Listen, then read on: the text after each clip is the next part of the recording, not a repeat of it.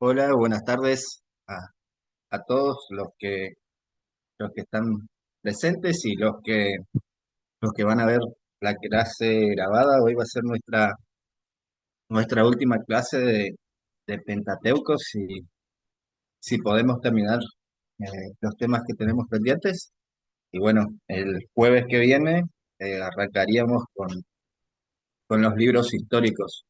Por ahí lo que le quería hacer recordar que hasta el domingo, si no me equivoco, domingo 29 está el tiempo de presentar la primer tarea que tenemos de esta materia, así que eh, los incentivo a que puedan ir haciéndola y, y presentándola, ¿sí? Hoy vamos a ver un poco, eh, un poco de cómo el escritor sagrado, los escritores sagrados fueron componiendo estos libros y ver un poco desde qué mirada ellos escribieron y por ahí un poco también las diferencias que hay con, por ahí con nuestra cultura, ¿no? Y nuestra forma de escribir la historia y de ver la historia. Eh, es más o menos eso por ahí lo que vamos a ver para entender un poquito y para que, como les decía yo, que tenemos que tratar de ver eh, desde una mirada eh, distinta, ¿no? O desde la mirada del escritor, ¿no? Estos libros. Y realmente eh, la mayoría o todos los libros de la Biblia, ¿no? Porque todos los libros de la Biblia fueron escritos hace prácticamente 2000 años y de ahí para atrás, ¿no? Entonces, saber entender que hace muchos años el contexto era distinto, el- la forma de hablar era distinta, la concepción que tenían del mundo era distinta, ¿no? Entonces, tenemos que ir siempre sabiendo y entendiendo, ¿no? Estas situaciones y por eso vamos a ver un poco la clase de hoy, un poquito, eh, ir un poco a profundidad en este tema, ¿no? Déjenme compartir pantalla.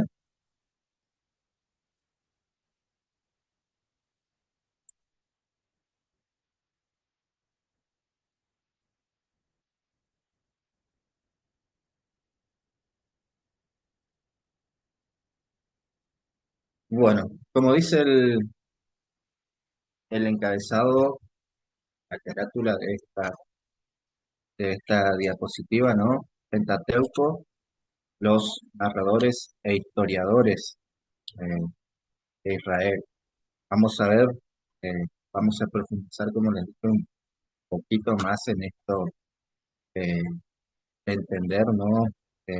La forma de escritura y demás situaciones.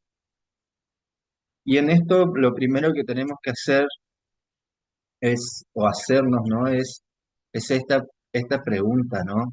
O entender esto de cómo se fue transmitiendo la historia de Israel en un principio, porque nosotros muchas veces, al menos yo cuando era chiquito, ¿no?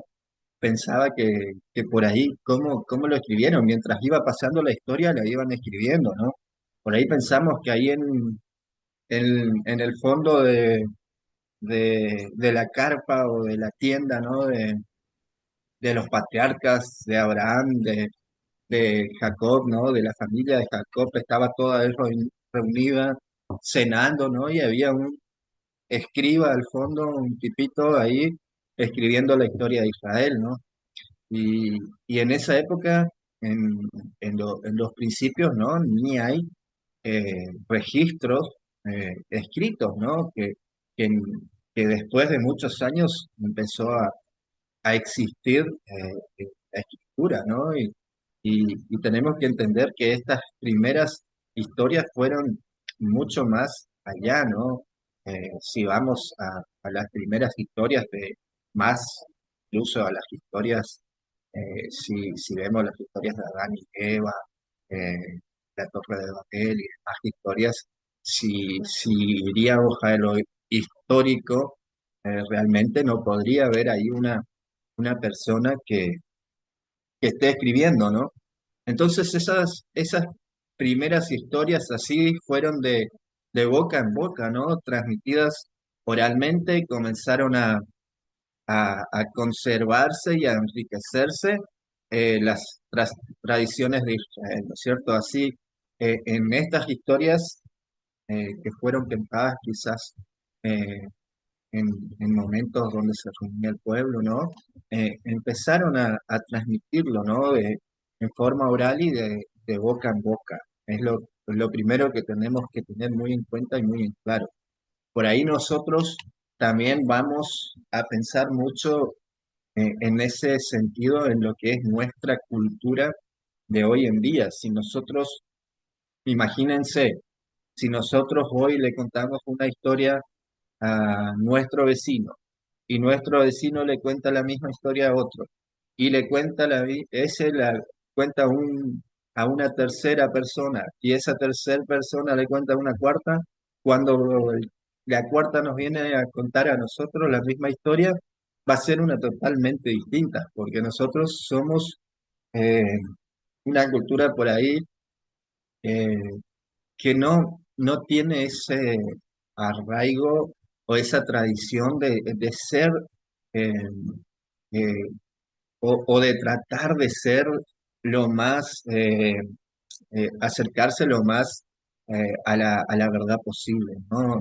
Incluso por ahí podríamos decir que somos, como se dice generalmente, una cultura que de un ratón hace un elefante, para esquematizar un poquito a veces cómo exageramos una historia o cómo exageramos un chisme que es por lo general lo que más se ve, ¿no? Cuando alguien le dice a alguien, mirá, ¿quién hizo tal cosa? Si en un principio la, la persona hizo algo así chiquito, después termina siendo algo inmenso. Eh, y, y eso es lo que tenemos que entender que la cultura del pueblo de Israel y de esa parte del mundo, ¿no? Eh, tienen un pensamiento muy distinto en ese sentido, ¿no? Ellos trataban de ser los más fiables posibles al contar sus historias, ¿no? En seguir eh, esas tradiciones que tenían, de tratar de que sean lo más verídicas posibles las historias. Entonces eso tenemos que entender para decir, porque si no podríamos decir, pero si en un principio no había escritura, eh, no había una tradición escrita, podríamos decir, ah, no. Entonces, si dijeron que el diluvio, el arca era de tal magnitud y tamaño tan enorme, quizás era un botecito donde estaba solo eh, Noé con sus tres hijos, su esposa y sus nueras, ¿no? Entonces, para entender que la historia eh, fue realmente seguida y, y, eh, continuada fielmente, ¿no? Fidedignamente, tenemos que entender cómo era eh, ese pueblo en tratar de mantener sus tradiciones lo más fidedignas posible, ¿no? Quizás fue una noche de frío junto al fuego cuando comenzó a contarse la historia de Israel, ¿no? Como les decía, quizás ahí los nietos de Abraham, ya Jacob, los bisnietos de Abraham, se empezaron a reunir, ¿no? Alrededor de fuego en el medio del desierto con su camello, eh, con sus ovejas, se sentaban ahí a hablar y empezaban a contar la historia que les dijo Isaac, que le había dicho a Abraham, ¿no? De todo lo que había pasado, de cómo Dios le había prometido a Abraham que iba a tener un hijo y cómo esa promesa tardó en cumplirse, pero lo tuvo y cómo Dios después probó su fe y demás cuestiones. Quizás así se empezó a contar la primera en una primera parte, ¿no?, de esta historia de Israel. Primero los ancianos que recordaban las andanzas de los antepasados famosos, como decía, las andanzas de Abraham, de Isaac, de Noé, incluso antes, ¿no? Eh, y de otras historias más antiguas, ¿no? Y llegaron más tarde los grupos del desierto relatando las penalidades sufridas en Egipto, la terrible marcha hacia la tierra prometida y la revelación concedida por el Señor a Moisés, ¿no? Entonces fueron pasando esos momentos y quizás cuando ya se establecen en, en la tierra prometida, ¿no? Se sentaban también a acordarse esas historias que incluso ninguno de los que salió de Egipto vimos entró después, ¿no?, a, a la tierra prometida, ¿no? Entonces tenían tenían que seguir contando esta historia para no olvidarse, como vimos que al final en Deuteronomio los discursos de Moisés fueron en este sentido de hacer recordar a estos que iban a ingresar a la tierra prometida y que no habían salido de Egipto, qué es lo que había hecho Dios por ellos, qué era el pacto que había hecho Dios con el pueblo en Sinaí. Les recordó toda esa parte que ellos no la vivieron, ¿cierto? Y esas historias fueron contadas después entre, entre el pueblo, ¿no? Para no olvidarse, para no perderse de todos estos acontecimientos maravillosos que habían pasado anteriormente, ¿no? Y, y para seguir teniendo esta tradición y eh, estos momentos por ahí de encuentro y de conversación, de decir todo lo que Dios hizo por nosotros desde el principio hasta el día de hoy. Entonces, eran historias, como les dije, orales principalmente, que fueron contadas hasta esta época, ¿no? Y fueron transmitidas de generación en generación. Después, más adelante, ya vendrían los poetas populares, los cantores de las gestas realizadas con los filisteos, ¿no? Ya ahí empezamos a ver donde, donde se empiezan en muchas culturas de esa época, ¿no? Y incluso en nuestra época también tenemos, aunque sean distintas, ¿no? Tenemos esas canciones eh, eh, que, que expresan por ahí, ¿no?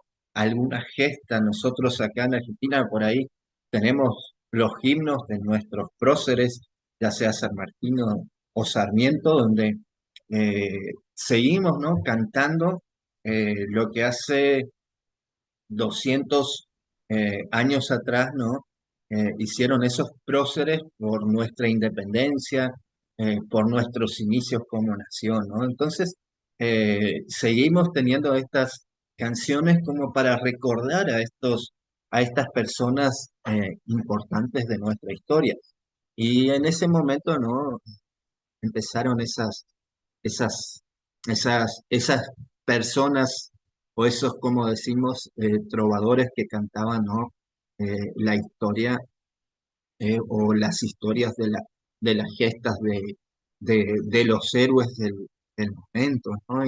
Y de las gestas de Dios, ¿no? Cuando los ayudaba a ganar batalla, ¿no?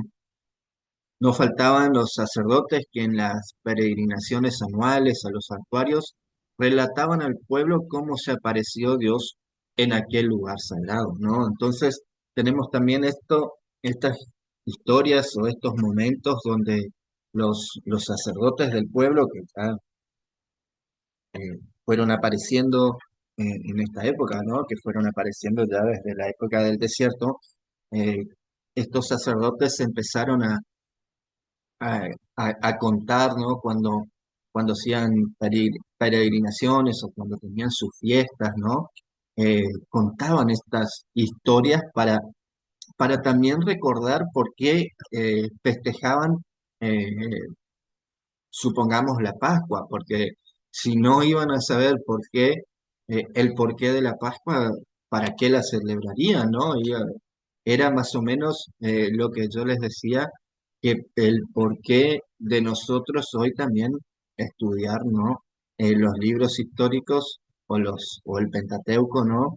Eh, o el Antiguo Testamento, ¿no? Nosotros tenemos que estudiar estos primeros 5 libros de la Biblia para entender el resto del Antiguo Testamento y el Nuevo Testamento a la luz, ¿no? De estas historias de la parte eh, religiosa también del pueblo, eh, para, para entender muchas de las cosas venideras o que vamos a ir leyendo o que vamos a ir aprendiendo más adelante, tenemos que entender esto. Y el pueblo de Dios, eh, o el pueblo de Israel en ese momento sabía, ¿no? Que para saber sus inicios, o para saber eh, de dónde venían, tenían que saber estos inicios y estas historias, eh, y cómo fueron llegando hasta el momento en el cual se encontraban.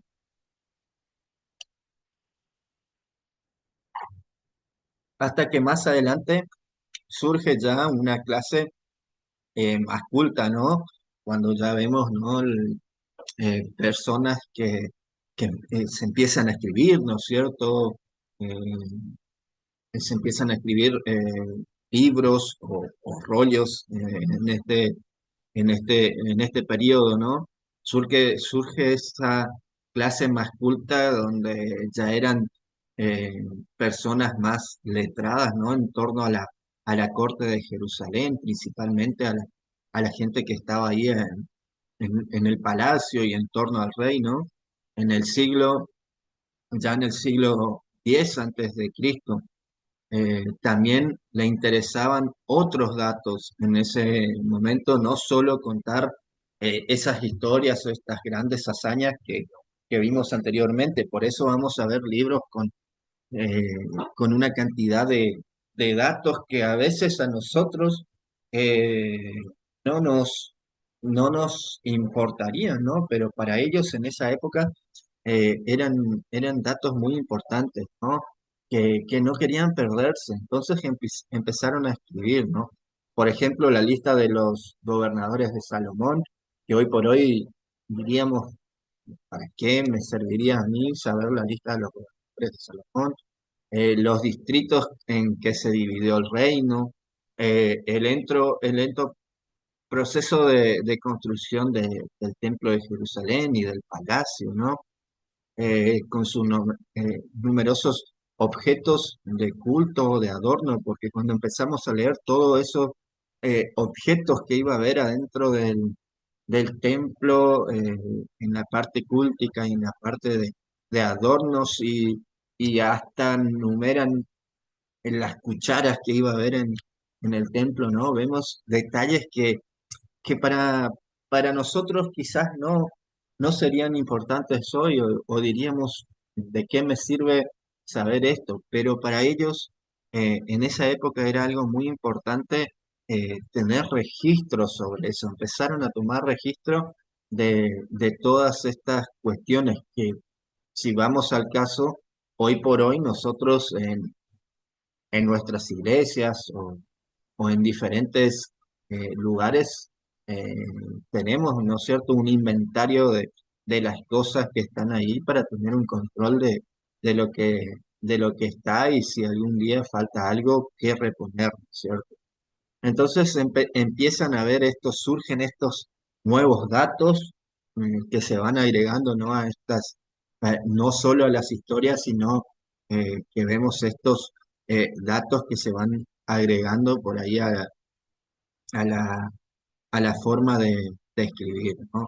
Todos ellos comienzan a usar la escritura, ¿no es cierto? En ese momento todos ya empiezan a usar la escritura que antes no era, como dije, eh, era de boca en boca, y en este periodo empiezan a escribirse muchos de los libros que nosotros eh, conocemos como el Pentateuco incluso, ¿no? Y muchos libros incluso se terminan escribiendo hasta en la época del exilio, ¿no? Entonces, es es realmente una época muy rica de la parte de la escritura del pueblo de Israel, ¿no? Porque acá empiezan a acumularse estos escritos y se empiezan a poner, eh, valga la redundancia, ¿no? Por escrito, todas estas historias y todos estos eventos que antes estaban, ¿no? Eh, solamente de boca en boca. Entonces no quieren que datos tan importantes se pierdan con el paso del tiempo y empiezan a escribir y empiezan a tener sus bibliotecas, sus rollos importantes como los libros eh, del Pentateuco, ¿no? Y posteriormente también los libros que vamos a ver ahora en los libros históricos, ¿no? Y empiezan a escribir esos relatos, incluso esas personas más cultas que estaban ahí en torno a la corte también empezaron a escribir, ¿no? Eh, Estos relatos que se habían pasado de generación en generación para que no terminen de perderse con el paso del tiempo.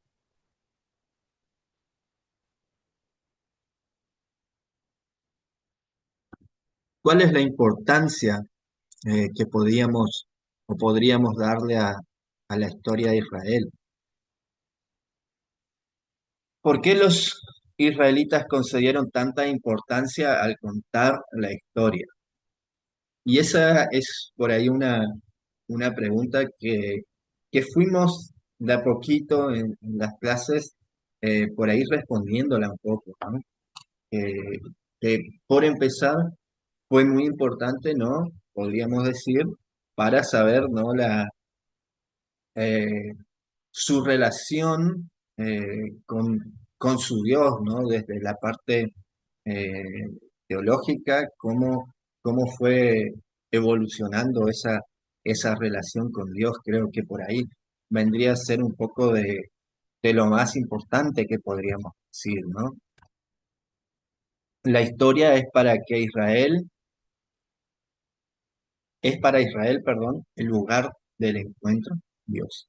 La historia es el momento donde ellos se acercan a Dios, se acuerdan de ese Dios que estuvo con ellos desde Abraham hasta, eh, hasta ese momento que fue escrita, ¿no? La historia que ese Dios que prometió y que hizo el pacto con ellos y aunque el pacto fue roto tantas veces, ese Dios siguió estando, ¿no es cierto? Entonces, eh, esa historia termina siendo, ¿no? Ese lugar de reencuentro de ese pueblo elegido que rompe el pacto tantas veces con ese Dios que le da otra chance y le da otra oportunidad y otra manera de recomponer ese, ¿no? Entonces, vemos que esa historia termina siendo tan importante porque termina siendo ese lugar donde el pueblo de Israel termina reencontrándose, ¿no?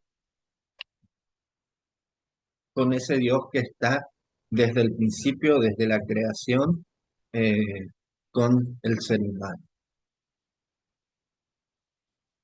La fe de este pueblo no se basa en mitos atemporales ajenos al espacio y al tiempo que nos rodea. Eso también es algo importante, no son eh, mitos que se fueron creando y que eh, fueron o se basan, ¿no? Fuera de nuestra realidad temporal, ¿no? Terminan siendo, terminan basándose en cuestiones, ¿no? Que fueron sucediendo en estos periodos que, que vimos, ¿no? Con el correr de estos, con el correr de estos libros y que vamos a seguir viendo, ¿no? con el correr de los siguientes libros que vamos a ir viendo y que ustedes incluso van a ver después en otras clases. Es una fe que nace y se desarrolla en contacto directo con los acontecimientos de nuestro mundo. Y esto también es importante, es una fe que, que vamos a ver cómo con el paso del tiempo también va cambiando y evolucionando y se va transformando, ¿no? Y mucho tiene que ver con la misma evolución, si se puede decir, y no lo digo desde la teoría de la evolución de Darwin del ser humano, sino la evolución del ser humano en el sentido eh, de civilización, ¿no? Cómo vamos a ver en estas historias que al principio vivían en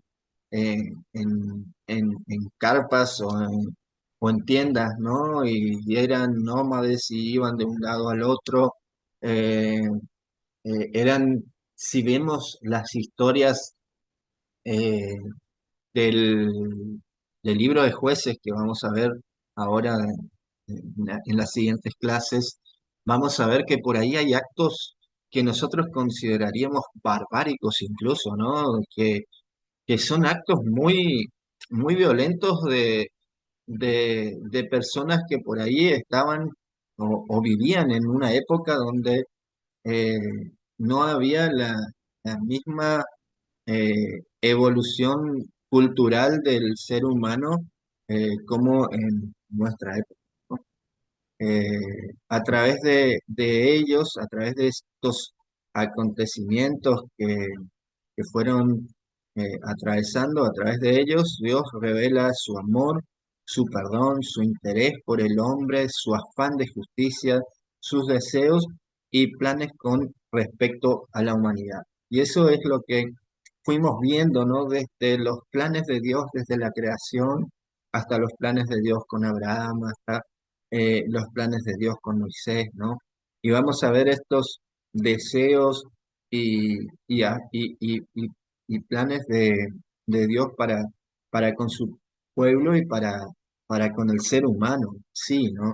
Entonces vemos cómo este Dios nuestro y hoy tenemos la dicha de decir este Dios nuestro, se va revelando de diferentes maneras a través de la historia, a través del paso del tiempo y a través de situaciones, ¿no? Donde la misma humanidad va cambiando, va teniendo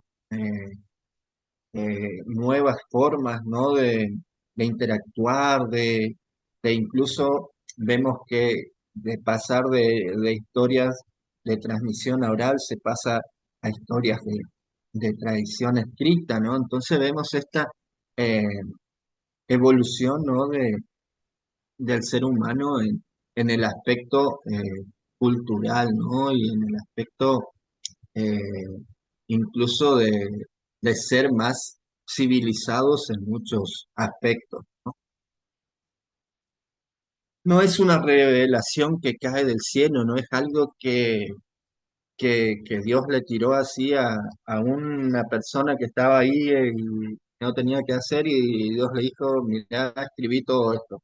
No es una revelación que cae del cielo perfectamente esbozada y concretada en todos sus pormenores de una vez para siempre. Por eso les digo que fue algo que se fue escribiendo por mucho tiempo. Por eso vemos diferentes vocabularios, diferentes formas de escribir. Hay muchos escritores, incluso no podemos decir a ciencia exacta cuántos escritores escribieron eh, en el Antiguo Testamento, ¿no? Eh, y fue algo que no fue hecho o que se formó, ¿no? De la noche a la mañana, fue algo que fue pasando y se fue formando durante muchos años. Y por eso también la importancia y lo magnífico que termina siendo este libro eh, o este, o este conjunto de libros que terminan siendo escritos por un montón de personas, diferentes momentos de la historia, y que todos coinciden en prácticamente todo. Dios se revela poco a poco, paso a paso, no a través de un libro, sino a lo largo de la vida, a lo largo de la vida de las personas, a lo largo de la vida del pueblo. No se va revelando de a poco en diferentes situaciones, en diferentes momentos de la historia, ¿no? El Antiguo Testamento es una búsqueda apasionada de Dios.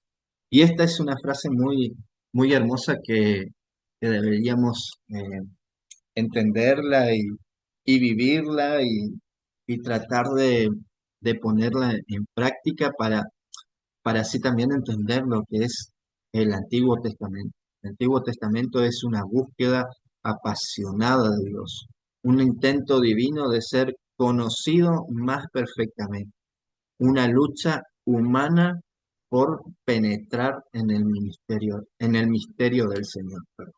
Entonces vemos que el Antiguo Testamento es eso, es una forma de Dios de darse a conocer y una búsqueda del ser humano de conocer más a ese Dios, de acercarse más a ese Dios, de, de tratar, en síntesis, de, de ser más parecido a lo que Dios quería, ¿no? Del ser humano en un primer momento.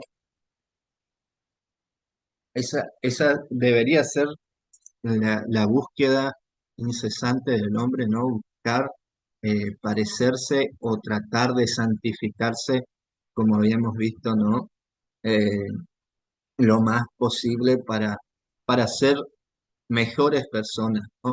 No por el hecho, como les decía, de salvarnos por obras o demás situaciones, ¿no? Sino de buscar este Dios, encontrarnos con ese Dios de la creación, encontrarnos con ese Dios eh, de la provisión, ¿no? De este periodo que aunque el pueblo se aparte, aunque el pueblo lo deje, nunca dejó de proveer y nunca dejó de cuidar a su pueblo.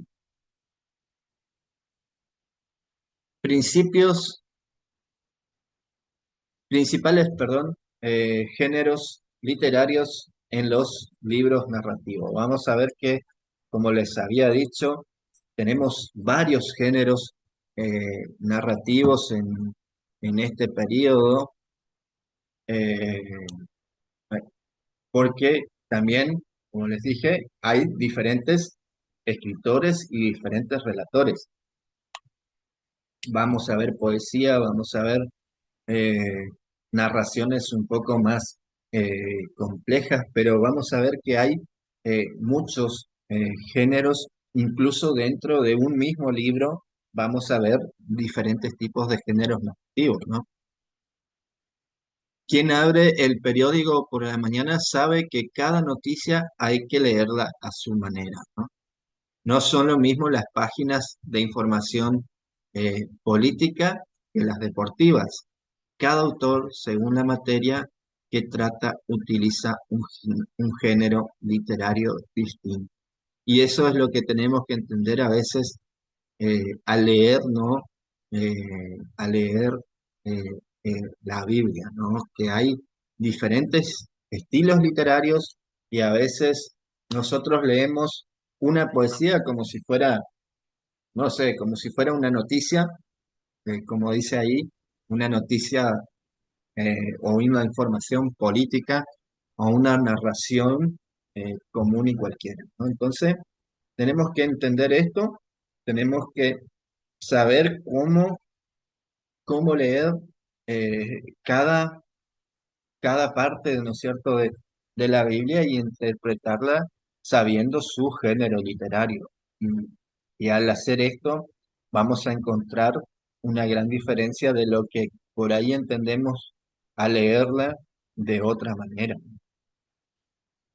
Este detalle tan elemental tardó tiempo en ser advertido en la ciencia bíblica, ¿no? Por muchos años no se entendió incluso esto, ¿no? De que había diferentes maneras de escribir la Biblia, ¿no? Que los diferentes autores utilizaron diferentes estilos de narración para expresar lo que habían escrito. Pero es importantísimo para valorar rectamente las afirmaciones de sus autores. Era un poco por ahí lo que les decía, para saber y para valorar correctamente, ¿no? Las afirmaciones de los autores del texto sagrado, debemos saber en qué contexto y también en qué forma literaria fueron. Lo que dice un poeta no podemos interpretarlo tan literalmente como una lista de funcionarios de Salomón, ¿no? O como la lista de las cosas del inventario del templo. No podemos interpretar, eh, incluso hoy cuando leemos una poesía, no podemos afirmar que lo que está escrito en la poesía sea algo, eh, eh, como podría decirse, algo totalmente eh, correcto, ¿no? En la poesía por ahí se puede eh, eh, volar un poquito, ¿no? Y divagar en lo que es las expresiones que usa el poeta. ¿Me disculpan un segundito? Ya seguimos, ¿sí?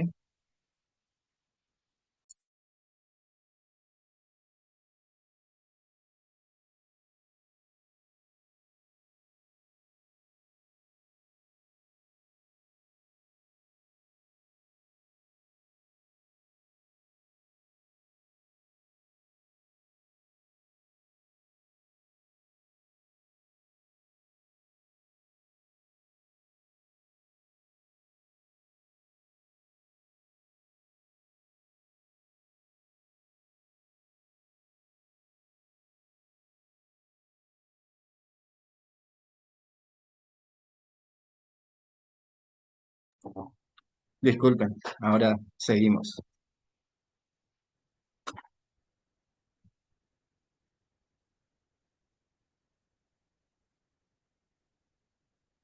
Vamos a ver en en esta literatura, ¿no? Incluso acá vemos, no solo hablando del Pentateuco, ¿no? Que hay variedad de, de formas de escrituras y no vamos a entrar, ¿no? A, a leer todos estos pasajes que aparecen ahí, pero son una forma o una guía para que ustedes puedan leer estos pasajes y entender un poquito las diferentes formas de escritura que había, ¿no? Vemos los discursos, que hay discursos de despedida, en estos pasajes que vemos ahí. Hay discursos políticos, vamos a ver incluso que hay mucho de política dentro de la Biblia. Nosotros a veces decimos, no, como, como, como generalmente decimos acá, ¿no? La religión y la política no se tienen que mezclar, pero vamos a ver mucho de político, ¿no?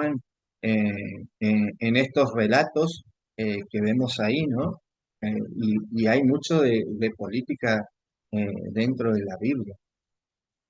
También vamos a ver discursos de arengas, ¿no? De, de tratar de incentivar por ahí al pueblo, ¿no? O a personas, ¿no? De tratar de, de que puedan sentirse más eh, envalentonar a las personas, así decirlo, ¿no? Entonces vamos a ver estos diferentes tipos de discursos que vamos a encontrar ahí, ¿no? En la palabra o en estos escritos. También vamos a tener otro tipo de escritura que son las oraciones, que vamos a ver en muchas oraciones, y a veces esto también es importante, porque si leemos una oración como si fuera cualquier otro texto, oh, no entenderíamos el texto en sí de qué se trata, porque si nosotros lo leemos así por arriba y decimos, o si escribiéramos una oración y le entregáramos a alguien y esa persona termina leyéndola como si fuera cualquier cualquier otro texto, ¿no? No entendería de qué se trata. Entonces, vemos, oraciones de intercesión, ¿no es cierto? Eh, de interceder por algo o por alguien. Tenemos estas oraciones de confesión, ¿no? Eh, que vamos a tener también, acción de gracia, eh, oraciones de agradecimiento, ¿no es cierto? Entonces vemos este nuevo eh, modo de escritura también eh, dentro de la Biblia, que son las oraciones. También vamos a tener los documentos, y ahí habíamos hablado un poquito de estos documentos eh, que, que aparecen las listas de cosas y demás, ¿no? Vamos a tener contratos en Primera Samuel, ¿no? En Primera Reyes vamos a ver eh, contratos que aparecen ahí. Vamos a tener cartas que fueron escritas en esta época. Vamos a tener diferentes listas. Vamos a tener las genealógicas, ¿no? Las genealogías que van a aparecer. eh, Van a aparecer listas de oficiales y héroes, ¿no? Que también aparecerán ahí en estos libros, y de ciudades y pueblos también vamos a tener ese listado, ¿no? Vamos a tener también decretos, como los decretos que aparecen en Segunda Crónicas Negras y los memorandos que aparecen en Esdras, y, y estos terminan siendo, si vamos viendo, ¿no? De los discursos a las oraciones y a estos listados, si nosotros lo leemos todo de corrido como si fuera una cosa, o no de corrido, pero si cada vez que leemos uno de estos textos lo leemos de igual manera, no entenderemos de qué se trata. También vamos a encontrar las narraciones históricas,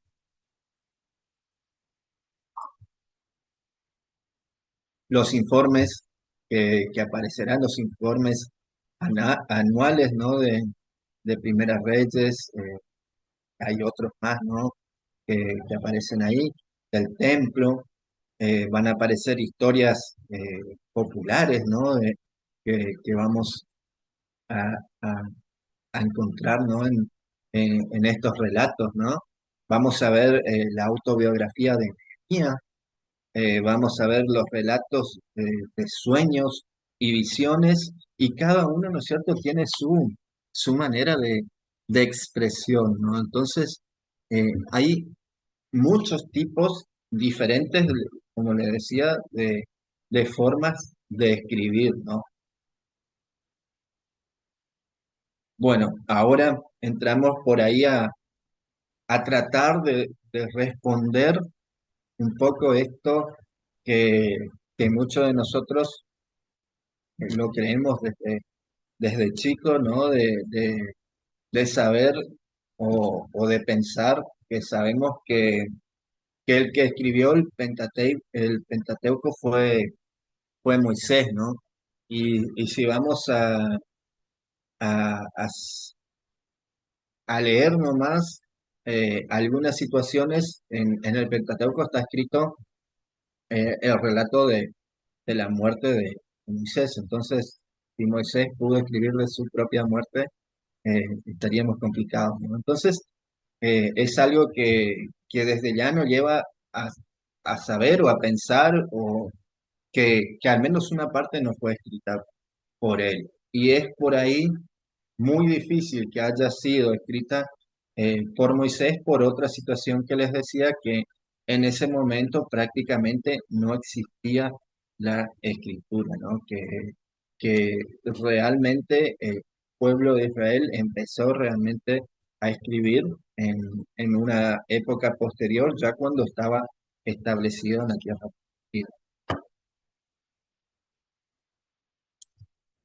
Evidencia interna. Para ver un poco, vamos a ver la evidencia que encontramos dentro de la palabra para decir que sí Moisés escribió o que no, que Moisés no escribió. Vamos a ver un poquito qué nos dice la Biblia al respecto, ¿no? Perdón, 17:14, después de la batalla contra los amalecitas, recibe esta orden de Dios: escríbelo en un libro de memorias. Vemos que este pasaje como que Dios le está ordenando, ¿no? a Moisés, ¿no? Que lo escriba, que haga eh, esto, que lo vaya plasmando, ¿no? En un libro de memorias para un futuro, como les decía, entender un poco más de la historia. Poco más tarde, cuando nos encontramos en el monte Sinaí, se dice: entonces Moisés puso por escrito todas las palabras del Señor. Podemos decir en esta parte, en Éxodo 24:4, donde se encuentra esta expresión, que sí, que Moisés puso eh, por escrito, ¿no? Esto que le había dicho Dios en ese momento. Más aún, incluso las etapas del desierto se dice que las fue consignando por escrito. Moisés registró las etapas de marcha según la orden del Señor. Es algo que podemos leer en número 33:1-2. Es por ahí un, un indicio más que podríamos decir a favor de que sí Moisés pudo haber escrito esto desde lo que nos dice la Escritura Sagrada.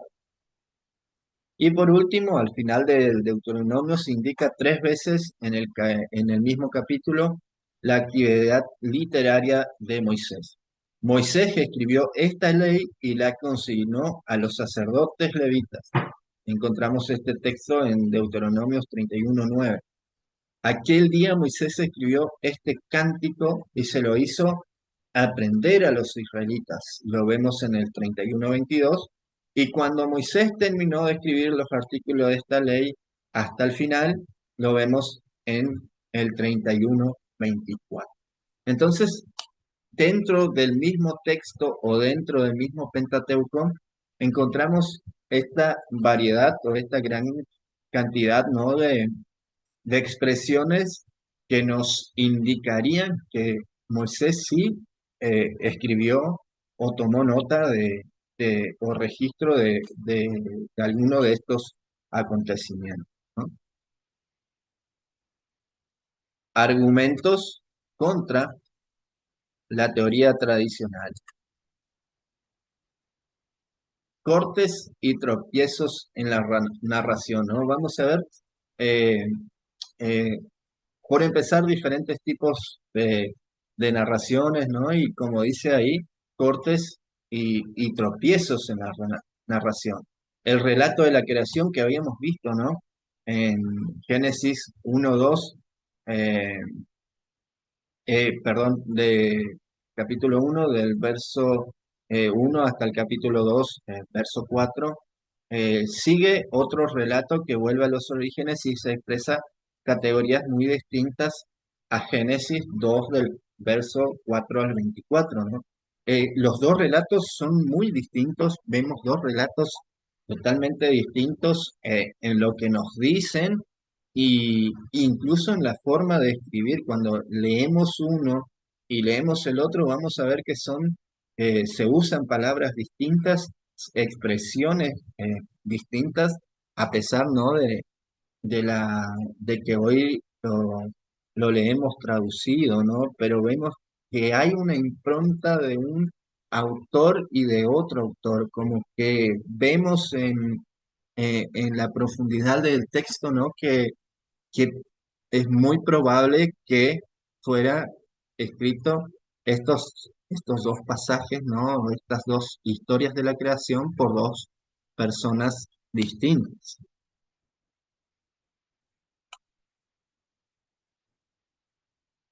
Después tenemos este corte y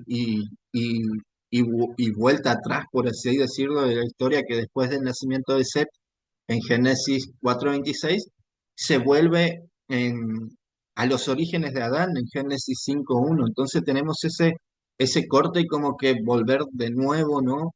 A un periodo anterior. Entonces, como que nos sigue un hilo, porque si sería un escritor que escribiría todo, seguiría una línea de tiempo, ¿no? Y no volvería atrás en su escritura.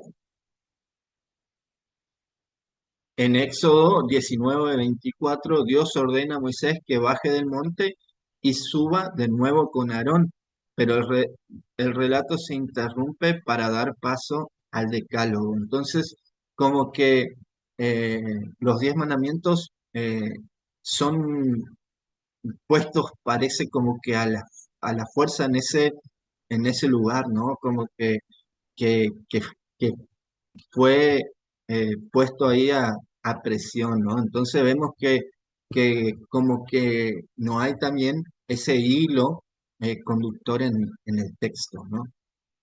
Estos ejemplos que podrían multiplicarse hasta la saciedad, vamos a ver un montón de estos ejemplos, no podríamos incluirlos todos acá en la clase porque serían demasiados, ¿no? Estos ejemplos que podrían multiplicarse hasta la saciedad son impensables si la obra ha sido escrita por la misma persona. Es algo que por ahí le decías que, que si iba a ser escrito por solo un escritor, estos relatos serían más continuos, ¿no? Serían más continuos en una línea de tiempo y no habría tantos cortes en la narración. El punto B, tradiciones duplicadas y triplicadas. Vamos a ver mucho de esto también, muchas tradiciones que están 2 veces o están 3 veces escritas y si sería también un mismo autor, sería muy difícil que lo escriba repetidamente, ¿no es cierto? Si nosotros escribíamos la historia de nuestro municipio donde vivimos, vamos a seguir una historia desde el día que se fundó hasta hoy y no volveríamos a decir, bueno, en tal fecha pasó esto y escribir un rato y después decir, en esa fecha nuevamente pasó esto. Repetir o duplicar, ¿no? El relato. Dos relatos de la creación, que es el punto que ya lo vimos desde que empezamos a ver estos libros, ¿no? Tenemos dos descendencias de Adán en Génesis 4 y 5, se repiten la descendencia de Adán, ¿no? Dos relatos del diluvio, ¿no? Que hay dos relatos distintos en Génesis 6 al 9 que están ahí mezclados entre ellos. 3 veces la historia de la esposa en peligro, ¿no? Vemos en Génesis 12:10, en Génesis 20 y en Génesis 26 esta historia que se repite. Dos pactos de Dios con Abraham, en Génesis 15 y en Génesis 17 vemos estas dos historias. Dos relatos de la vocación de Moisés en Éxodo 3 y en Éxodo 6. Dos promulgaciones del Decálogo, que si queremos leerlo, nosotros siempre eh, leemos Éxodo 20, pero si vamos a Deuteronomio 5 también encontramos los 10 mandamientos. Ley sobre los esclavos, vamos a ver esta ley sobre los esclavos en Éxodo 21 y en Deuteronomio 15 del 12 al 28. Y las leyes sobre el homicidio también se repiten en Éxodo 21, Deuteronomio 19 y Números 35. Así que vemos muchas de estas historias o de estas tradiciones que se duplican, ¿no?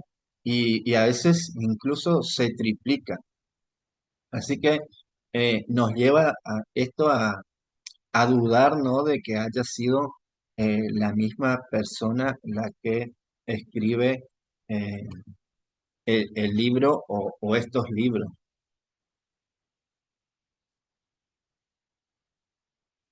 El punto C, tradiciones distintas e incluso opuestas. Vamos a ver historias que nos cuentan algo que es muy distinto o totalmente opuesta entre una y la otra.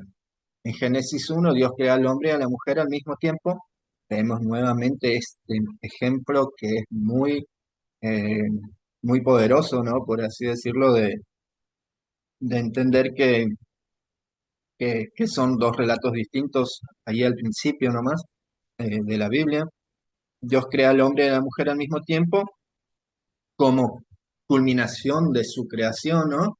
Y en Génesis 2 crea al hombre antes que a los animales y por último crea a la mujer. Entonces son dos tradiciones muy distintas entre sí, ese evento de la creación del ser humano o el evento de la creación del hombre y la mujer en sí. En Génesis 6:19 se ordena a Noé introducir en el arca una pareja de cada eh, animal viviente o ser viviente, y en el 7.2 se trata de siete parejas de animales puros y una de los impuros. Entonces vemos que también son dos tradiciones muy distintas, ya que en la primera solo son una pareja de cada tipo de animal, no importa si sea puro o impuro, y en la otra edición dice siete animales puros y siete parejas de animales puros y una de los animales impuros, ¿no? En Génesis 7:6 tiene lugar el diluvio y Noé entra en el arca. En el 7:10 se dice que el diluvio ocurrió una semana más tarde. En el 7:11 vuelve a hablarse de los comienzos del diluvio y en el 7:13 de la entrada de Noé en el arca. Entonces vemos estas pequeñas, eh, estos pequeños eh, cambios de una a otra historia en pocos versos, ¿no? Como que va saltando de- se van por las ramas, por así decirlo, eh, el escritor, ¿no? Y va cambiando su forma de expresar o de contar la historia. En Génesis 37:28, los madianitas sacan a José del pozo donde lo habían metido sus hermanos, lo venden a los ismaelitas y estos lo llevan a Egipto. En el 37:36, los madianitas quienes lo venden en Egipto a Potifar. Y en el 39:1, Potifar lo compra a los ismaelitas. Entonces vemos que también hay como pequeñas inconsistencias o grandes inconsistencias incluso en estas historias.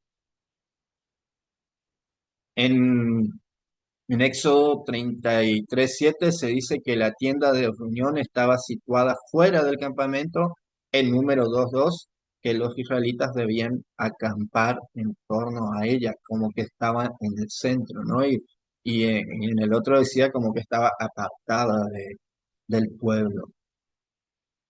En Éxodo 16:14 al 35 se habla del maná como de un milagro divino y en número 11:6 al 9 como de un fenómeno natural, como que sería eh, algo que, que incluso pasaba en el desierto. Entonces vemos eh, la, la gran diferencia que hay entre una historia y la otra, ¿no? Porque si tomamos que fue un milagro, como que Dios mandó ese pan del cielo, eh, había una gran diferencia que si eso ocurría naturalmente en el desierto.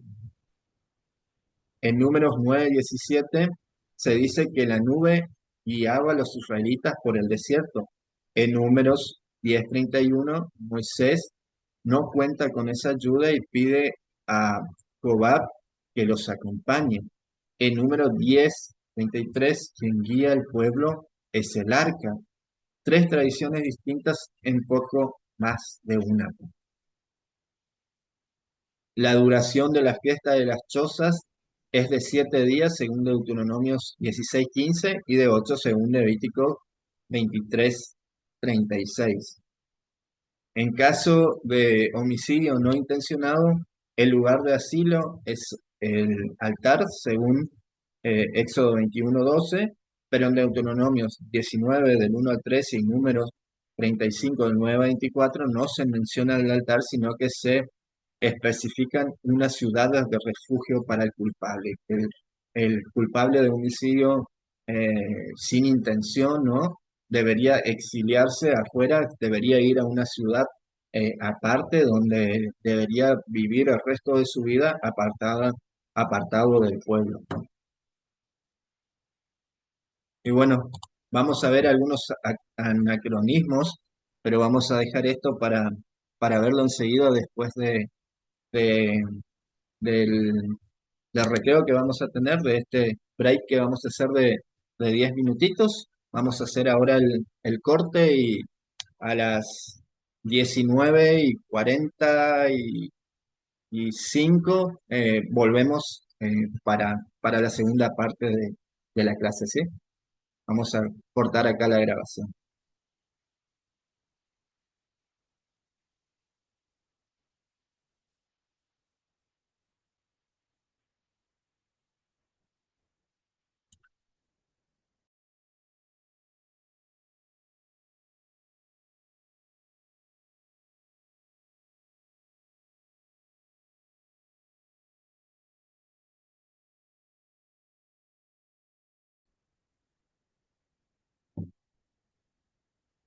Bueno, ahora vamos a ver los anacronismos que vamos a encontrar o las incongruencias que vamos a encontrar en algunas narraciones, ¿no? En Génesis 12:6 y 13:7 se dice, en aquel tiempo habitaban allí los cananeos. El autor supone que quienes habitaban ahora la tierra son los israelitas. La afirmación carece de sentido en tiempos de Moisés. Entonces, como que decía, en ese tiempo que estoy escribiendo, o en aquel tiempo que iba a pasar, que el pueblo iba a entrar a conquistar, vivían ahí los cananeos, ¿no? Como que lo escribe desde una posición donde ya vivía en esa tierra y esa tierra ya era ocupada por los israelitas, ¿no?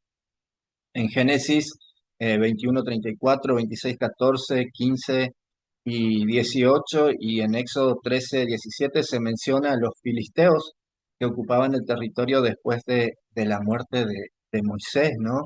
Entonces como que menciona la muerte de Moisés antes de que esto eh, eh, eh, ocurriera, o menciona eh, estas personas que ocupaban el territorio en una época posterior, ¿no? En Génesis 36:31 se habla de los reyes edomitas que existieron antes de que los israelitas tuvieran rey. Él escribe esta frase que conoce la existencia de los monarcas o de la monarquía de Israel. Entonces, se presupone que esta persona escribía desde una época donde había rey y hablaba de una época que no había rey, ¿no? Entonces, cosa eh, que esto ocurrió, ¿no? 2 siglos después de la muerte de Moisés, que vemos que pasaron 200 años después de que murió Moisés hasta que hubo un rey en Israel. Entonces, escribirlo, que Moisés escriba y diga que estas eh, eh, cosas ocurrieron antes de que haya rey en Israel, sería como que Moisés estaría siendo una evidencia a futuro. También vemos diferencias de vocabulario. En algunos textos se da a Dios el nombre genérico de Elohim, en otros su nombre concreto, Yahvé. Esta distinción, que al profano puede parecer intrascendente, fue la que permitió el análisis inicial de las fuentes del Pentateuco. Al monte donde Dios revela, se lo llama en algunos casos Sinaí, en el otro es el monte Horeb. Entonces también hay esa distinción, ¿no? De ver eh, dos nombres distintos al mismo monte, ¿no? El suegro de Moisés se llama Raguel en Éxodo 2:18 y Jetro en siguientes pasajes de Éxodo. Diferencias de estilo, eso vamos a ver mucho también en estos documentos. El libro del Deuteronomio se caracteriza por un estilo oratorio, retórico, ampuloso, típico de ciertas formas de predicación o exhortación que es muy probable que ya hayan surgido más adelante, una forma de hablar muy distinta, ¿no?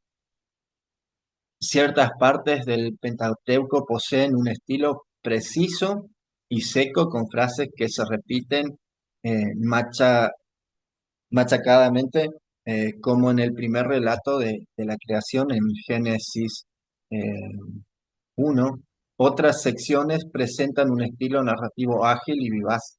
Analizan la psicología de los personajes, hablan de Dios como si fuera un hombre que se pasea por la tarde, come, etcétera. Eh, Vemos que estos relatos también eh, son muy diferentes en, en un mismo libro, ¿no? Podemos ver relatos de diferente estilo, donde el narrador o en el caso los narradores usaban diferentes estilos de escritura. En este punto podría objetarse que el mismo autor puede usar estilos muy distintos según las circunstancias y la materia que trata. Podríamos decir esto también, que depende de lo que está escribiendo el autor cambiara su estilo. Podríamos nosotros incluso al escribir una historia cambiar nuestro estilo, depende del relato que quisiéramos darnos.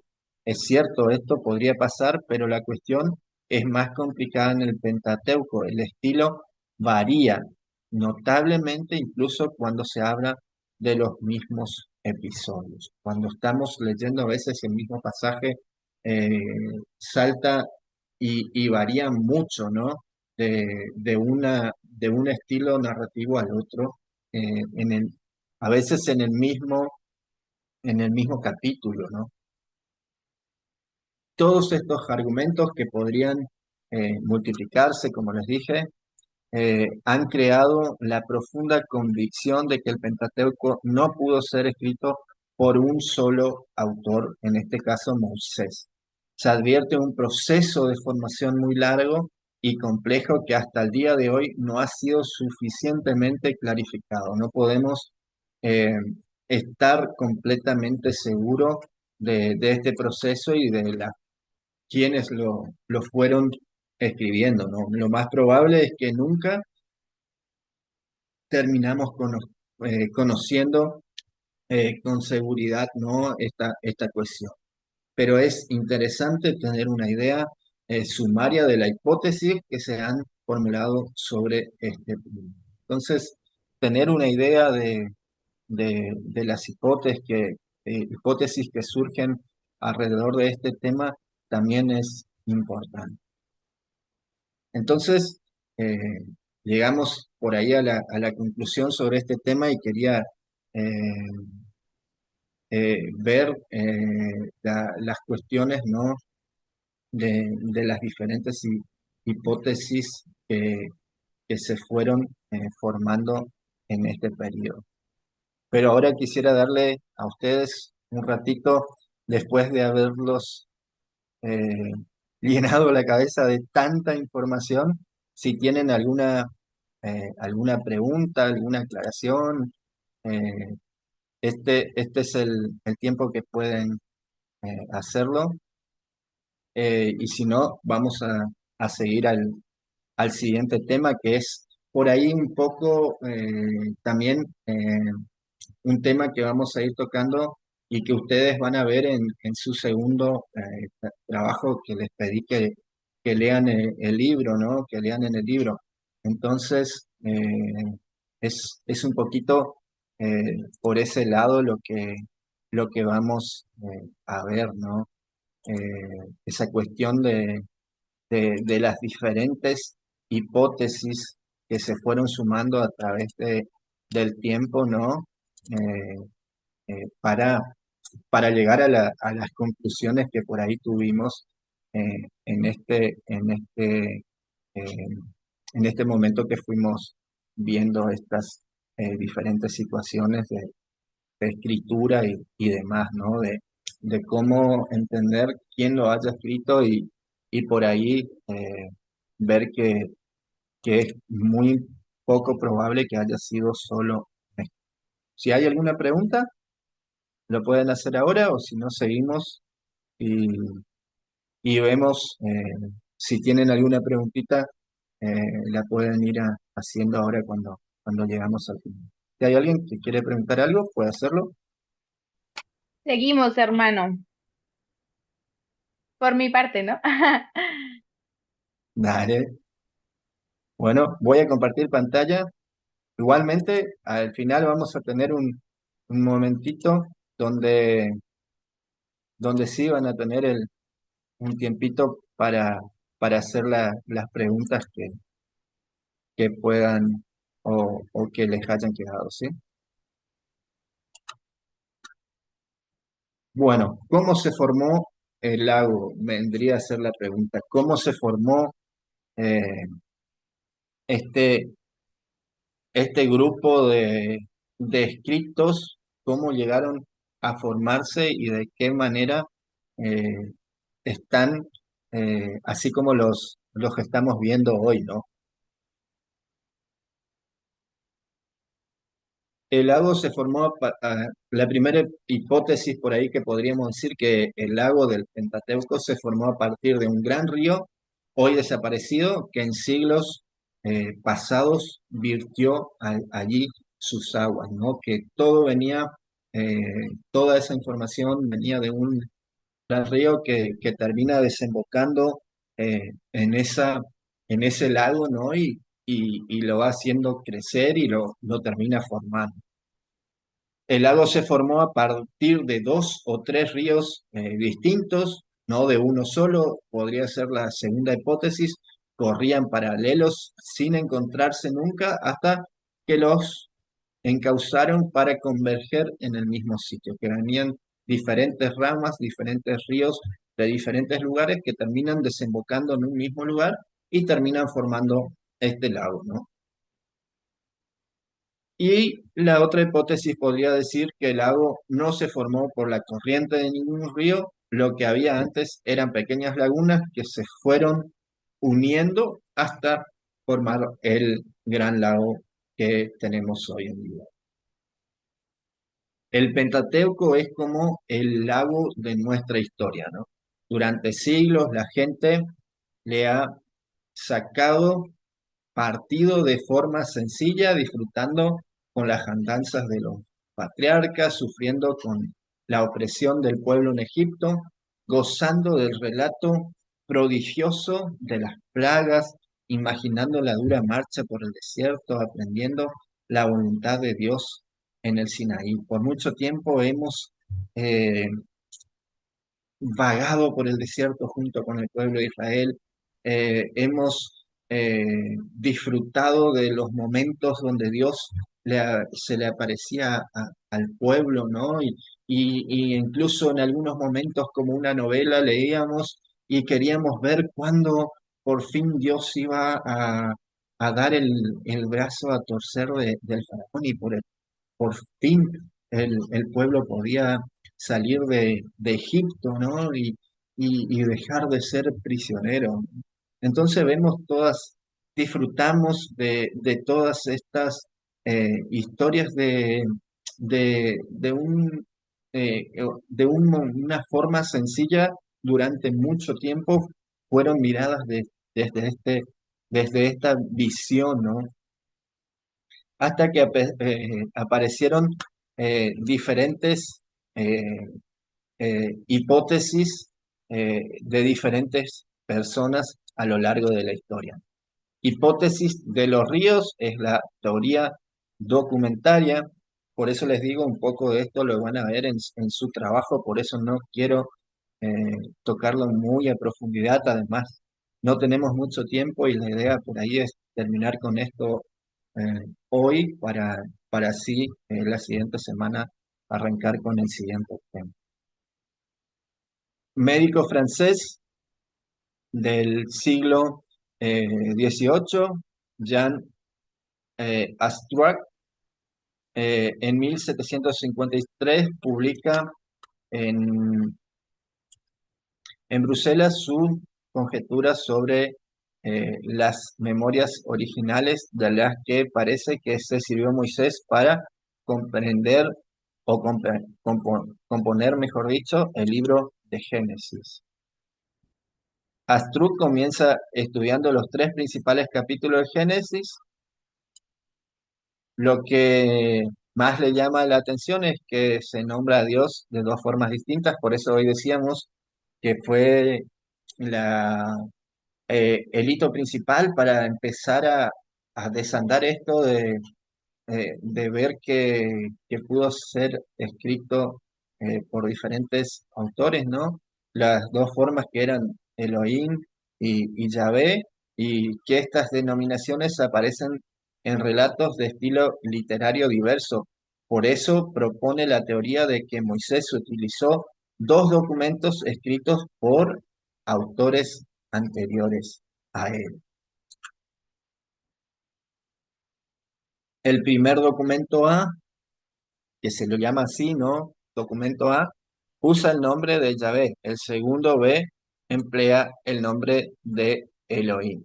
Luego intenta aplicar esta hipótesis al resto del Génesis, pero no consigue repartir sus 50 capítulos en estos dos documentos y termina admitiendo que Moisés utilizó otros 10 documentos secundarios. Vamos a ver que trató de aplicar esta su teoría a estos dos tipos de documentos usados por Moisés para escribir, ¿no? Pero no pudo aplicarlo a todo el Génesis. Y entonces como que su teoría no termina, eh, eh, no termina afirmándose, ¿no? Después vemos la hipótesis de las lagunas, la teoría fragmentaria, que aparece más adelante, en los últimos años del siglo, en 1792, 1800, Alexander Guedes propone una nueva teoría que será aceptada poco después por Vater. A diferencia de Astruc, estos autores no se limitan al Génesis, sino que amplían su estudio a todo el Pentateuco, concediendo especial importancia a las secciones legales.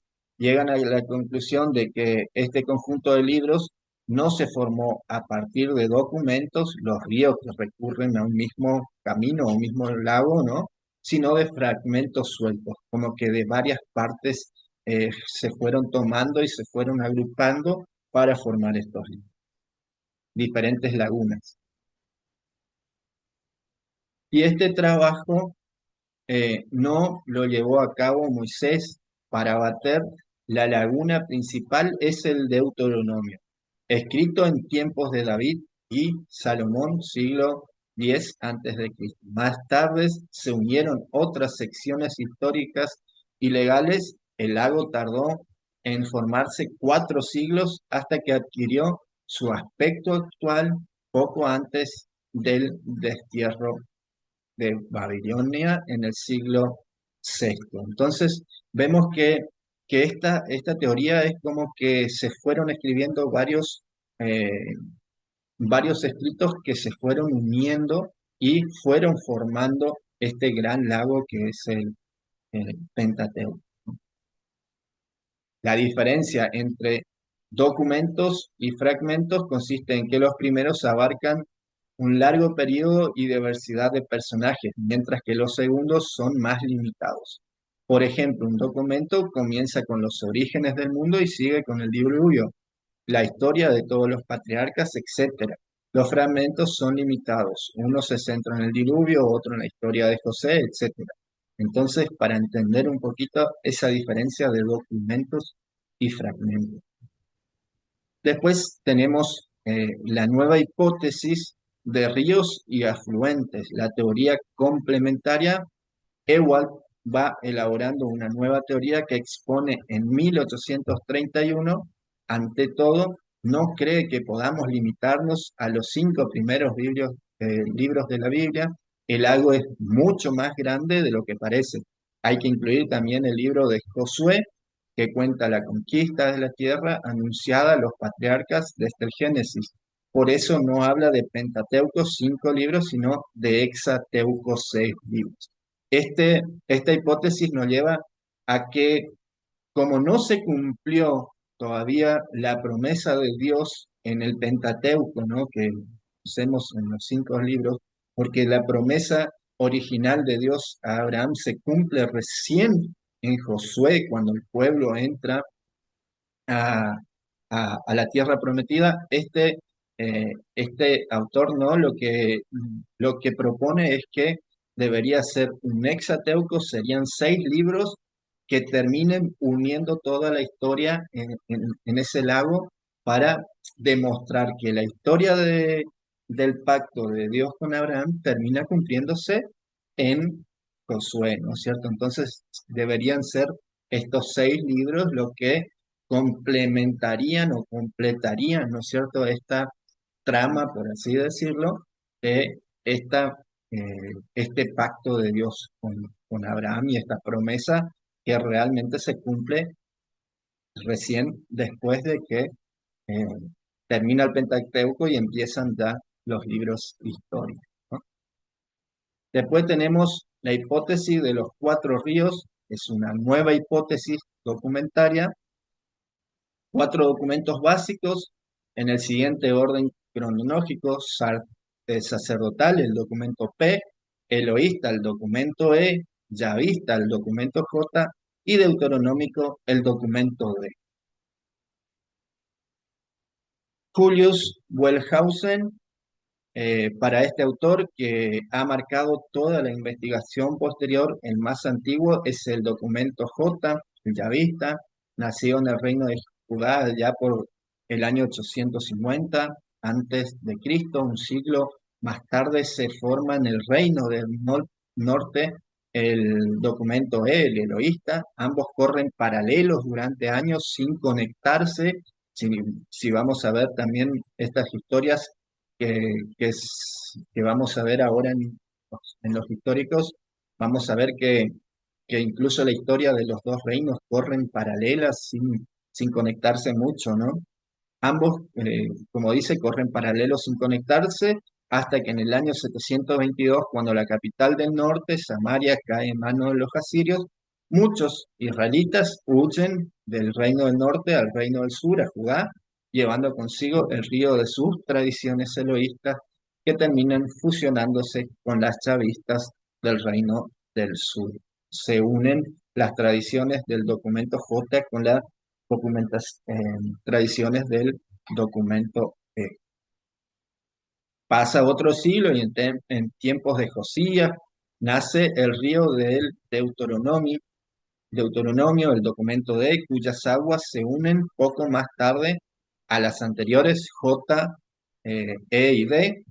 A mediados del siglo V surge el último río, el sacerdotal, el P, y por último, hacia el año 400, estos ríos unidos dan lugar al Pentateuco. Se van uniendo estos 4 documentos distintos que fueron sucediendo, fueron escribiéndose en diferentes periodos, hasta formar este gran documento, ¿no? Y se transforma, ¿no? en el Pentateuco según la hipótesis, esta nueva hipótesis documentaria. Entonces, para ver un poquito la cronología, eh, hacia el año 850 a.C.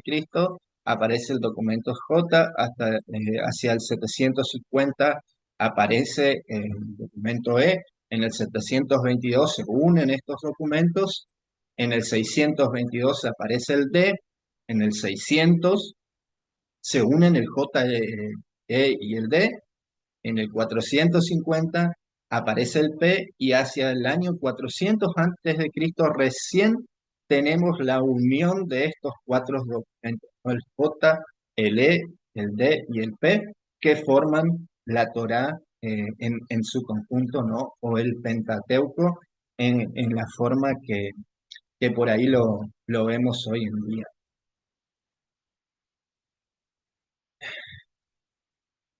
El lago después se transforma, o podría decirse que una nueva teoría que se transforma en palacio.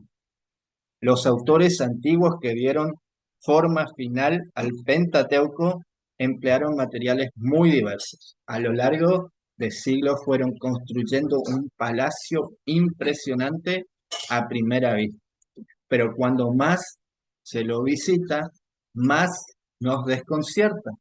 Cada vez que nos metemos más a este palacio, cada vez nos perdemos más, ¿no? Encontramos pasadizos sin salida, habitaciones adornadas con motivos de otras épocas, ¿no? Podríamos entrar en este palacio de la Edad Media y vamos a ver pasadizos que nos llevan a otras habitaciones y algunos que no nos llevan a ninguna habitación. Vamos a ver decoraciones eh, de unos años y después decoraciones de otros años y nos vamos a sentir abrumados, ¿no? Nos vamos a sentir desconcertados, ¿no? Eh, Vamos a encontrar, como dice ahí, escaleras que no conducen a ningún sitio, estilos arquitectónicos distintos. Cada rey que entró a ese palacio le dio su impronta. Vamos a ver ventanas cegadas y muros casi destruidos, ¿no? O derruidos, mejor dicho. Vamos a ver varias cosas que nos van a terminar desconcertando dentro de este palacio que es el Pentateuco, ¿no? La tentación de la ciencia bíblica ha sido de desmontar el palacio para distribuir sus materiales en tres, cuatro o cinco bloques, ¿no? Si resistimos a esta tentación, conseguiremos dos grandes cosas: que el edificio se mantenga en pie y advertir la unidad y belleza estructural a pesar de la gran cantidad de materiales, estilos y épocas que vemos dentro de esta construcción. Entonces la idea no es fragmentarlo, dividirlo y decir, bueno, busco eh, por qué lado estudiarlo, sino mantener este edificio o este palacio, ¿no?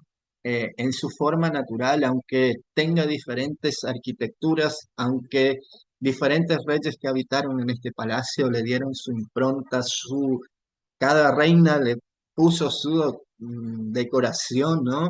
Eh, en algunos momentos se clausuraron algunos pasadizos de este palacio, se abrieron otros, se cambiaron ventanas, se clausuraron ventanas, se abrieron puertas, se clausuraron puertas. Entonces, cada, cada autor le dio su impronta a este texto, así como cada habitante de este palacio o de este eh, palacio que podríamos considerar al Pentateuco, ¿no? Le dio su impronta, su decoración y lo transformó a su manera. Entonces vamos a ver que cada transformación o cada parte del Pentateuco la tenemos que seguir dejando unida, aunque eh, tenga sus variantes, para poder ver realmente su verdadera belleza y entenderlo desde una unidad sólida que nos lleve a disfrutarlo de una mejor manera. Leer y releer el Pentateuco buscando sus líneas maestras, por eso les digo, buscando la profundidad del texto, buscando la parte teológica del texto, qué nos quería decir, eh, contemplando desde los más diversos puntos de vista de cada autor que podría haber escrito este libro, es lo que nos va a permitir gozar de él y descubrir el mensaje que encierra para nuestra fe. Debemos tratar de ir en profundidad, ir viendo a profundidad estos textos, estos pasajes, estos 5 libros, ¿no? Y, y tratar de buscar sus líneas por ahí ocultas, ¿no? Para por ahí entenderlo, disfrutarlo y gozar de este texto de la mejor manera. Como yo les decía, tenemos que empaparnos, ir, descubrir este pasaje para que, así como yo a veces me apasiono hablándoles a ustedes y me voy mucho por las ramas a veces al contarles las historias, pero buscar esa pasión, la idea sería eso, que ustedes se apasionen por el texto, que busquen eh, entenderlo de la mejor manera y siempre, ¿no?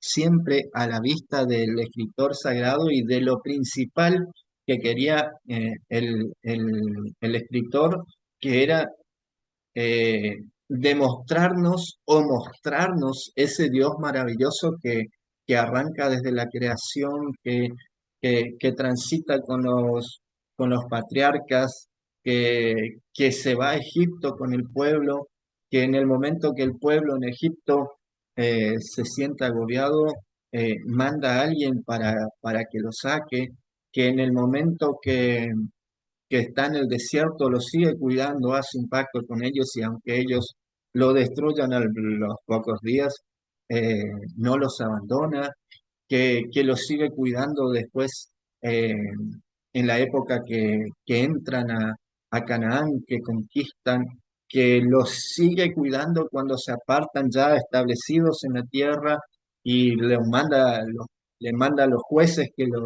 los libertan, que después cuando quieren un rey les da un rey,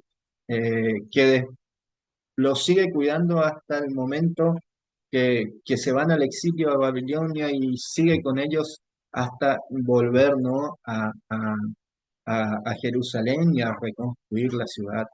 Entonces, tenemos que entender y tratar de ver cómo estos autores, que no sabemos cuántos fueron, estos autores que nos querían demostrar. En realidad, este Dios amoroso, este Dios compasivo, y nos querían o querían enseñar en su momento al pueblo, ¿no? Cómo acercarse a este Dios, ¿no? Que nunca los abandonaba y cómo Dios también a lo largo de la historia trató de acercarse al pueblo. Y bueno, como llegamos al, a culminar, ¿no? con este poquito de información que les tiré hoy acá en la clase, no me quedaba otra que darlo todo hoy en una clase, porque si no se nos complicaba. Por ahí es difícil entender estos diferentes, ¿no? Puntos de vista que tuvieron las diferentes personas que trataron de decir cómo se compuso el Pentateuco, pero lo principal es esto, entender y no descomponerlo, ¿no? Como decía ahí, disfrutar el palacio con con, con sus diferentes arquitecturas y sus diferentes decoraciones. Aunque haya habido cuatro, dos, cinco, 10, 20 escritores, disfrutar el conjunto de esa literatura es lo que nosotros tenemos que tratar de hacer, ¿sí? Así que bueno, eh, llegamos a culminar este, eh, esta materia se está tornando como ese palacio, se abren puertas y se cierran las ventanas, puso algo en el chat. Bueno, ya terminamos, Aldo. Hoy vamos a cerrar todas las puertas. Bueno, ustedes van a tener que hacer todavía el trabajo que habla un poco sobre este tema, ¿no? El siguiente trabajo que tendrán para hacer después. Habla de este tema, este libro que quería que lo lean y lo analicen un poco, va a hablarles sobre estos diferentes puntos de vista, ¿no? Pero bueno, voy a dejar de hablar porque si no sigo hablando y no les dejo un ratito si tienen alguna pregunta. Yo ya me quedé con la garganta seca y la lengua de tanto hablar y de tanto decirles. Así que les doy un rato para que puedan hablar ustedes. Si tienen algo para preguntar o quizás no tengan nada para preguntar porque no entendieron nada, también se entiende, pero está ahora el momento de que puedan preguntar o puedan acotar algo. ¿Sí, Sabine? Qué bueno que las clases quedan grabadas, porque voy a tener que ver esta clase como 5 veces más. Esa parte final estuvo el cierre con broche de oro. Voy a tener que repetirla siendo muy honesta, pero creo que lo que más me queda es leer esta parte del Antiguo Testamento como un conjunto, no separarlo como si fueran cosas diferentes, sino que todo va uniéndose y tiene un solo sentido y un solo propósito. Entonces, creo que ayuda mucho para cuando lo lea por la siguiente vez, que sea como con una manera diferente de ver las cosas y que sea con más intención y más propósito, tratando de discernir, porque muchas veces tenemos la predisposición a leer el Pentateuco. Entonces, ay, voy a leer y voy a pasar por Levítico y no voy a entender nada y ya me predispuse a leerlo con una mentalidad diferente. Entonces, bueno, leerlo de una manera diferente, como un conjunto y con discernimiento y repetir las clases. Pero no, como siempre, hermano, muchas gracias. Muy buena la clase, confusa, sí, pero muy buena.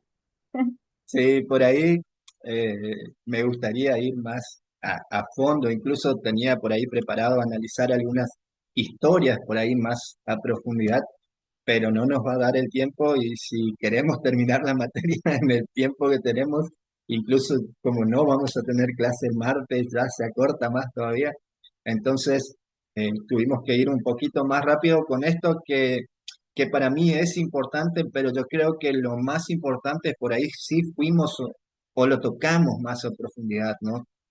Como decías por ahí, Sabi, tenemos que leer en un conjunto solo teniendo cuidado de entenderlo desde la vista o desde la visión del escritor y también entender los diferentes tipos de narraciones que hay, ¿no? No leerlo así todo de corrido, sino ver cuando hay una poesía, cuando hay un discurso, cuando hay una oración, tratar de tener cuidado con eso para entender el texto, ¿no?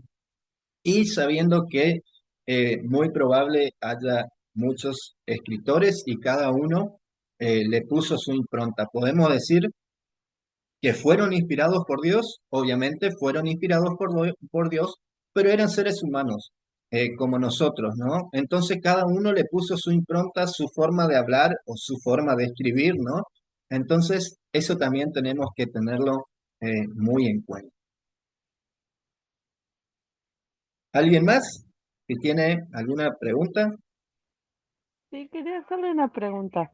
Sí, He escuchado que mucho en la Biblia se ha basado sobre la Biblia etíope. ¿Tiene algo, tienen algo en común o es solamente que dicen como para darle un contexto a la Biblia de dónde sale? Porque al tener tantos autores es como que no, y en un tiempo infinito, porque no es un tiempo corto de duración, el tiempo en el que se ha escrito la Biblia. Por eso pregunto para saber, porque me tiene bastante intrigada la Biblia etíope. Sí, por ahí eh, tenemos que tener en cuenta esto de que por ahí hubo influencia de otros escritos. Incluso si vamos, por ahí no podría decir con exactitud si fue con influencia con la Biblia etíope, ¿no?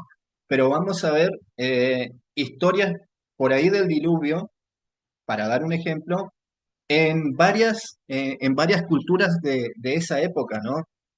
Muchas culturas de ese mismo periodo o escrituras de la época, ¿no? Hablan de un diluvio. Sí, Entonces, más o menos entonces, había escuchado eso de que había varios diluvios, eran como 4 o 5 diluvios en distintas partes del mundo. Por sí, eso también me causó entonces, curiosidad. entonces como que eh, o absorbieron, algunas culturas se absorbieron o, o usaron, ¿no? Narraciones de otras, es muy probable y no podemos descartarlo, ¿no? Pero como les decía, lo más importante es entender este conjunto de, de narraciones como una forma en la que el Dios de Israel y el Dios nuestro trataba de darse a conocer, ¿no? Y, y que nosotros nos acerquemos más a Él. ¿Alguien más tiene algo que preguntar o por ahí acotar, más que nada también? Estamos aprendiendo todos.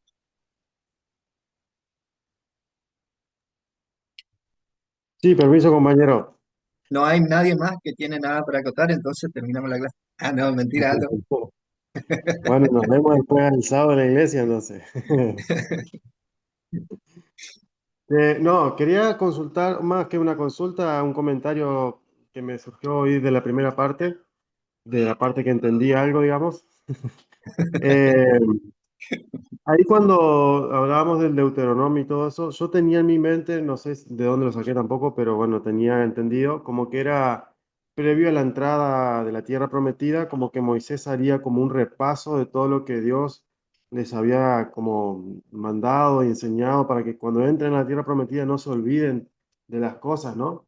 Y hoy dijiste como que habían dos relatos de los 10 mandamientos, y sí, claro, en Deuteronomio también están, pero para mí no tendrían tanta relevancia en decir si Moisés lo dijo de nuevo o no, porque bueno, que es como que Moisés hace un repaso de cosas importantes que sucedieron durante ese desierto, ¿no? Donde Dios habló y bueno, dice, no se olviden de esas cosas. No sé, me viene ese comentario, no sé si estoy bien en lo que estoy pensando o no. Y la otra es, hoy mencionaste algo que sí, es verdad, no lo había prestado atención, que hay dos relatos sobre el lugar de la tienda de campaña. Ya veo que eso no lo vamos a ver en clase porque ya me está cerrando el tema. Me va a quedar para averiguarlo a mí. Pero qué interesante eso, porque para mí es muy significativo el lugar de la tienda, ¿no? Está adentro porque para mí tiene que estar al centro, donde, que todo gire en torno a la presencia de Dios, ¿no? Pero me llama la atención el que esté afuera. Pero bueno, me quedará con la intriga de investigarlo. Eso nomás. Sí, por ahí lo que decías, y lo habíamos hablado un poco en la clase, es esto que, por eso también Deuteronomios, por ahí se llama segunda ley, ¿no? Como que fue un repaso de muchas cuestiones que Moisés les fue repitiendo al pueblo, por eso tenemos, se repite por ahí los 10 mandamientos, ¿no? Como una forma de estos discursos que dio Moisés en ese periodo antes de entrar a la tierra, como una forma de que el pueblo eh, que no pasó por esto, porque tenemos que tener muy en cuenta que estas personas que lo estaban escuchando a Moisés ahí, no estuvieron presentes, ¿no? No salieron de Egipto y no estuvieron presentes en el momento de la realización del pacto con Dios, ¿no? Entonces, ellos, eh, Moisés tenía que recordarles y hacer énfasis mucho en esto de más de las leyes, ¿no? Para que ellos no vuelvan y a cometer los errores de su padre y que cuando entren a Canaán, ¿no? No sigan las tradiciones de los cananeos, que no se aferren a sus dioses, que no se acerquen a sus dioses, que no caigan en la idolatría. Por eso decía por ahí un poco, no le dieron mucha importancia a lo que les dijo Moisés, ¿no? Porque después lo primero que hicieron fueron adorar a dioses ajenos una y otra vez, hicieron ese círculo de apostasía, ¿no? De adorar a Dios, que cuando estuvieron en apuro, pedir a Dios nuevamente, Dios le mandaba un Salvador, los salvaba, se acercaban a Dios y después se olvidaban de Dios, se acercaban a los dioses. Y nuevamente el círculo que vamos a ver en el libro de jueces, ¿no? Donde cada vez Dios tenía que mandar un nuevo juez que los salve, ¿no? Entonces, esa la idea por ahí del Deuteronomio, ¿no? De refrescar o reenseñar a las personas que no estuvieron presentes en la salida de Egipto y hasta ese momento, ¿no? Que tenían que entrar a la tierra prometida.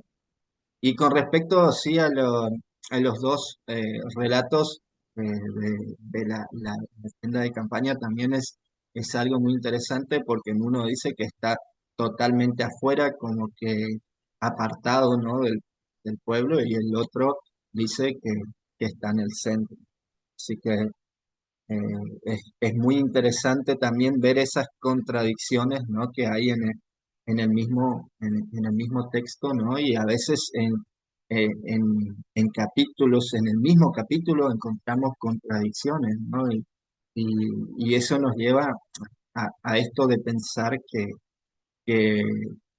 que hubo más de un escritor del texto sagrado, ¿no? O del Pentateuco en sí, por el texto sagrado sí sabemos que fueron varios, pero del Pentateuco, ¿no? Que no fue Moisés el que escribió. Incluso eh, podemos ver, y vamos a ver más adelante, que hay creencias de que fueron escritos estos 5 libros, más el libro de Josué, más una parte de Samuel por el mismo profeta Samuel, ¿no? Y antes que Moisés. Pero es algo que lo vamos a ver un poquito más adelante. Ya les estoy llevando a libros históricos y todavía creo que tienen una ensalada en la cabeza con los que les dije hoy, así que no les quiero marear más. Les quiero dejar descansar desde hoy hasta el jueves que viene. Van a tener una semana para descansar la cabeza de la información. Igualmente tienen que hacer la tarea hasta el domingo, pero, pero al menos van a poder eh, acomodar un poquito sus ideas hasta el jueves que viene. Bueno, si no hay más preguntas, Yo creo que no vamos a poder dormir. Yo no voy a dormir, además de tener que hacer la tarea. No. Pero bueno, no, hermano, muchas gracias. Esto, sí, el hermano Aldo siguió comentando y ahora estamos haciendo. No, mentiras, es muy interesante. Como poner a pensar un poquito el cerebro, ¿no? Más que ni siquiera se pone no se detiene a pensar nada de esto. Y respecto a lo de las contradicciones, uno podría, bueno, creo que no nosotros como creyentes, pero sí muchas personas que las hay, que leen la Biblia para tratar de encontrar los defectos, dirían como, sí se equivoca. Creo que es una muestra más que sea como que se equivoque, sino que corrobora eh, la palabra como palabra de Dios, ¿sí? Porque uno podría decir, ay, pues está llena de equivocaciones. Claro, porque es que los que lo escribieron son personas humanas, exacto. inspiradas por Dios y motivadas por Dios, pero eran humanos. Entonces, lo importante, que es lo que de pronto no hacen las personas que leen la Biblia con ese propósito de buscar fallas, lo importante es leer con el discernimiento, como mencionaba el hermano, de tratar de entender el propósito, a qué se refería. Y si hacemos eso, nos damos cuenta que el propósito es el mismo para todos los que escribieron la Biblia. Así hubieran sido diferentes épocas, diferentes edades, diferentes pueblos o nacionalidades, creo que todos se enfocaban en lo mismo. Entonces, ahí está el punto importante. De resto, Ex- creo que tratar de buscarle otra explicación es como avaricia ya y dejémoslo ahí. Mejor. Exactamente. Muchas gracias, Sabri, por tu comentario. Y bueno, como dijo Aldo, no sé en qué lago estoy. Yo creo que los dejé con una laguna mental con todo lo que les dije, pero bueno, dejamos por acá la clase de hoy. Eh, Quisiera que tengan un excelente fin de semana y los animo a que el martes, perdón, en la cena del Señor, tengan ese, como les decía, ese espíritu de celebrar una fiesta, ¿no? De entender ese, esa renovación de pacto que tuvimos con nuestro Dios mediante esa sangre del Cordero que se derramó por nosotros, ¿no? Y que fue la muerte de nuestro Señor Jesús. Así que vamos a tratar de disfrutar esa fiesta y de ir con los corazones predispuestos, ¿no? A revalidar, ¿no? Y ese pacto que hicimos en, en algún momento con nuestro Señor. Así que un abrazo grande para todos, bendecida noche y nos vemos dentro de una semana ahora. Así que chau, chau a todos. Pasa todo, muchas gracias.